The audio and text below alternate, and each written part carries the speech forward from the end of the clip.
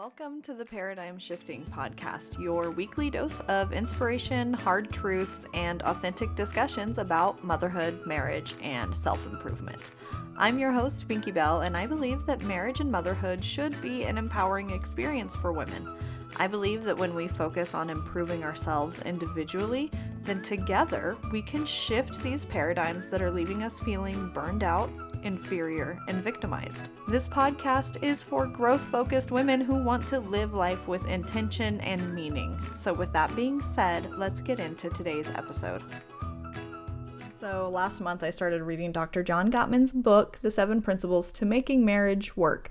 And I thought to start off the new year, it would be kind of fun to start going over each of these principles each week. So what we're going to do is today I'm going to tell you who John Gottman is. We're going to introduce the first principle, and each subsequent week we'll get a new principle, and there are also little simple kind of easy exercises that go along with each principle so you can start incorporating them into your marriage. Little disclaimer, this is not a deep dive. It's not completely comprehensive. It's an overview, just because I find it interesting and it might be helpful to somebody out there. So if you're interested in this, if you enjoy it, I encourage you to use this as a springboard for your own research. I will be listing links to everything that I used, all of the websites that I referenced, and I'll have a link to the book as well in the show notes and the descriptions for the podcast and the YouTube. So Dr. John Gottman is a psychologist and a researcher who has spent over 4 decades studying divorce predictability and marital stability. As part of his research, he set up what's called the Love Lab. At the University of Washington, he basically built a bed and breakfast where he would invite these couples who were participating in the study.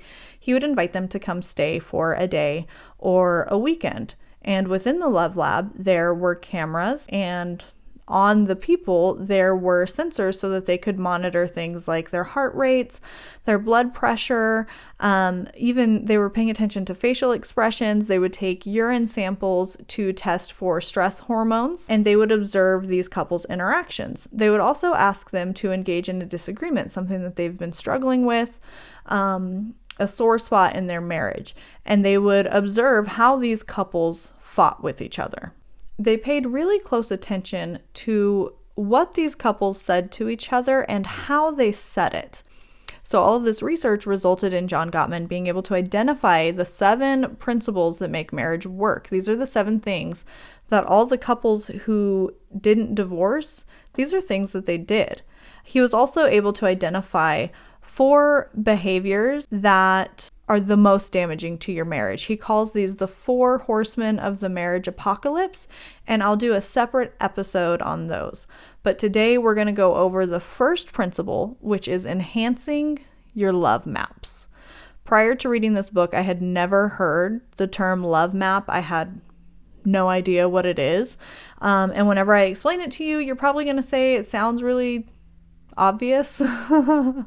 But I think you'll notice, I don't know, maybe if you're anything like me, you'll kind of realize that this is something that you can really lose sight of in your marriage and you can forget to maintain. So enhancing your love maps. What is a love map? John Gottman explains it like this, that whenever you choose to spend your life with somebody, you hand them a map of your inner world. So it's everything that you like, everything that you don't like. It's a map of your inner world.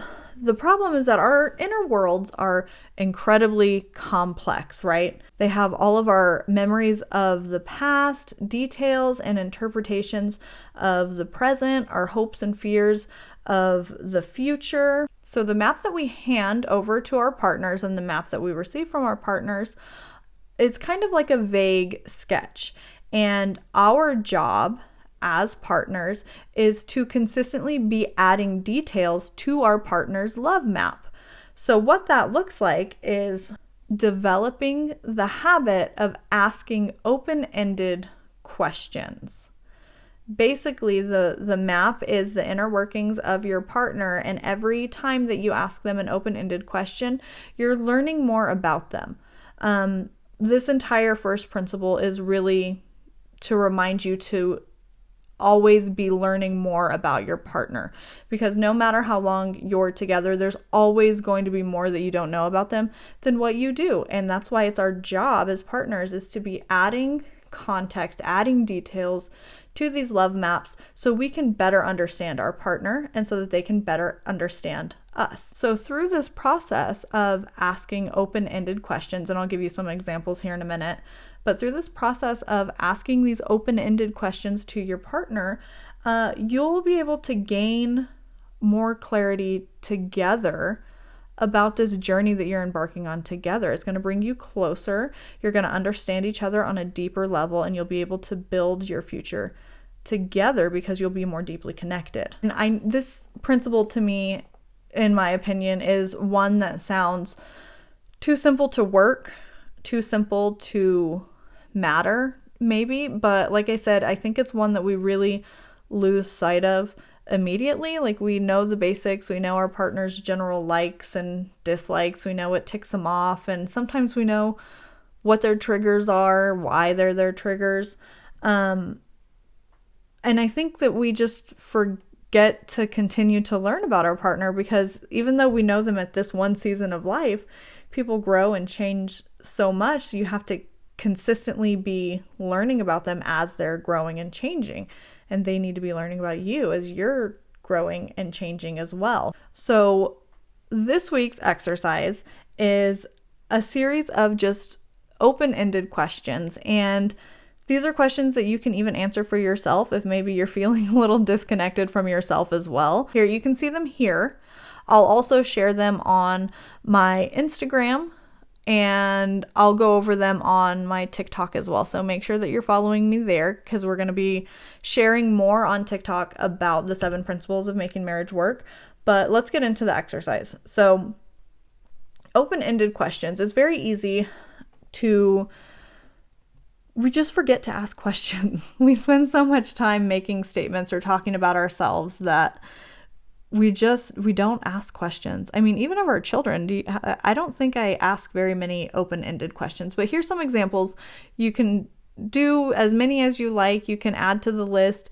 You can go to the Gottman Institute website and they have even more there, but here are some to get you started. Name your partner's closest friend. What's your partner's favorite band, composer, or instrument? What was your partner wearing when you first met? What are your partner's hobbies? Where was your partner born? What stresses are facing your partner in the immediate future?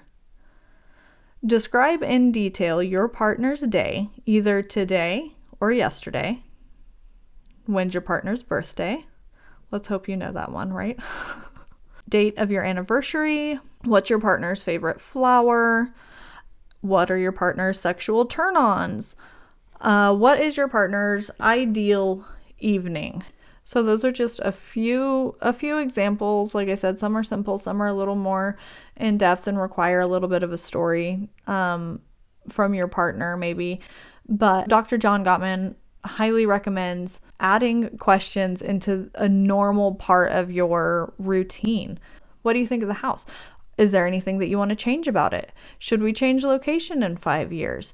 Things like that. There's so many examples, but so many of these questions help you not only understand your partner better, but they help you gain clarity on what you're building together. And I think it's important to keep the perspective that you're getting to know your partner. It is not an invitation to argue about anything.